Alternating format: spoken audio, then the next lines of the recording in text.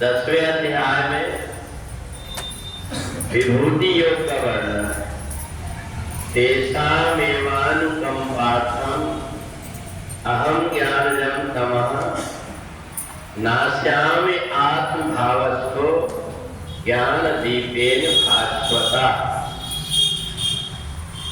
भगवान कहते हैं कि जो व्यक्ति परमात्मा की आराधना में लगा रहता है उसके हृदय के अंदर ज्ञान का दीपक में जला देता है, और जो ज्ञान का दीपक जलता है इससे उसकी बुद्धि का भ्रम दूर हो जाता है, उसकी बुद्धि में निर्णय करने की क्षमता आती है।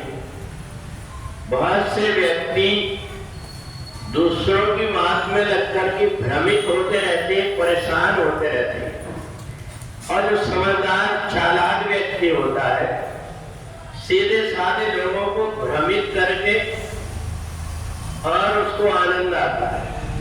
तो इसलिए भगवान कहते हैं इधर उधर ना भटक करके जो मेरी शरण में आ जाता है उसके अंदर ज्ञान का मैं दीपक जला देता हूँ।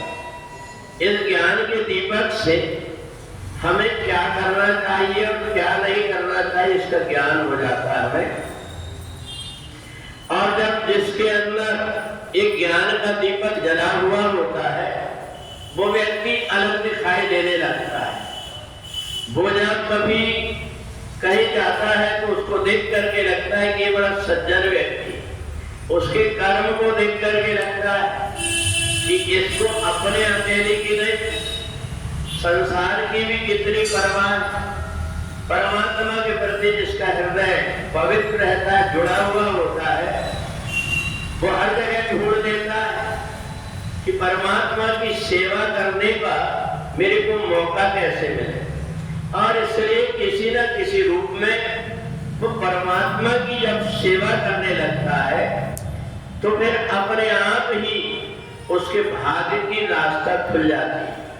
तो इसलिए भगवान ने 10वें अध्याय में विभूति योग बताया कि संसार में अलग दिखाई देता है ऐसा व्यक्ति जिसके अंदर ज्ञान का दीपक जला हुआ।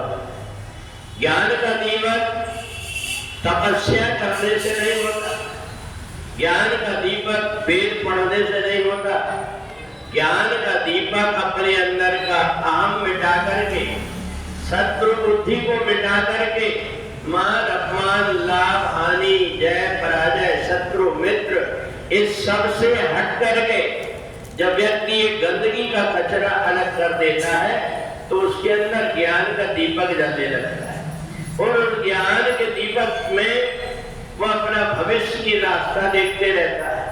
और जब व्यक्ति अपने अंदर ज्ञान का दीपक जला देता है तो अनेकों संत मुनि महात्मा जो सिद्ध लोग के हैं किसी प्रकार की विषयों की वायु से वो दिया बुझ न जाए इसलिए उसकी रक्षा करने लगते हैं। तो इसलिए कहते हैं कि जहाँ पर कृपा राम की होई ता पर कृपा करे सब कोई।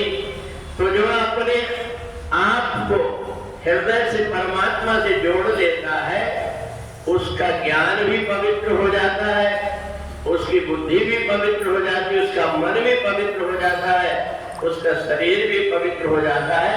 इसलिए भगवान ने विभूति योग का वर्णन किया कि संसार में अनेक प्रकार के व्यक्ति दिखाई देते, जड़ चेतन गुण दोषमय, ये सब मिलकर के संसार बना हुआ है।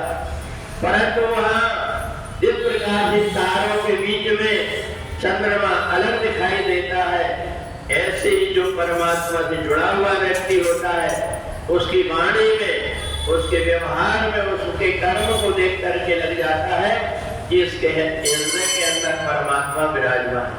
तो इसलिए धीरे धीरे हमें सब प्रकार के विकारों को हटा करके एक ज्ञान का दीपक हमारे हृदय में कैसे प्रज्वलित हो, इसके लिए जो व्यक्ति परमात्मा की आराधना करता है, परमात्मा का ध्यान करता है, परमात्मा के लिए व्रत उपवास करता है, परमात्मा की पूजन करता है, परमात्मा के नाम का जाप करता है और ये सब करके अपने मन को पवित्र कर लेता है तो उनके हृदय के अंदर परमात्मा अपने आप विराजमान हो जाते हैं। हमें और कहीं कुछ करने की जरूरत नहीं है। तुलसी मन निर्मल भयो, जैसे गंगा नील, पीछे पीछे हरि फिरे कह कबीर कबीर। तो इसलिए भगवान ने अर्जुन से कहा कि तुम जो विभूति योग के द्वारा मैंने तुम्हें जो सुनाया है, तुम्हारे हृदय के अंदर एक ज्ञान का दीपक प्रज्वलित हो गया है। तब जाकर के अर्जुन के मन के अंदर परमात्मा के विश्वरूप को देखने की इच्छा हुई और 11वें अध्याय में भगवान ने उसको विश्वरूप के दर्शन करा दिए। बोले वृंदावन बिहारी लाल की जय।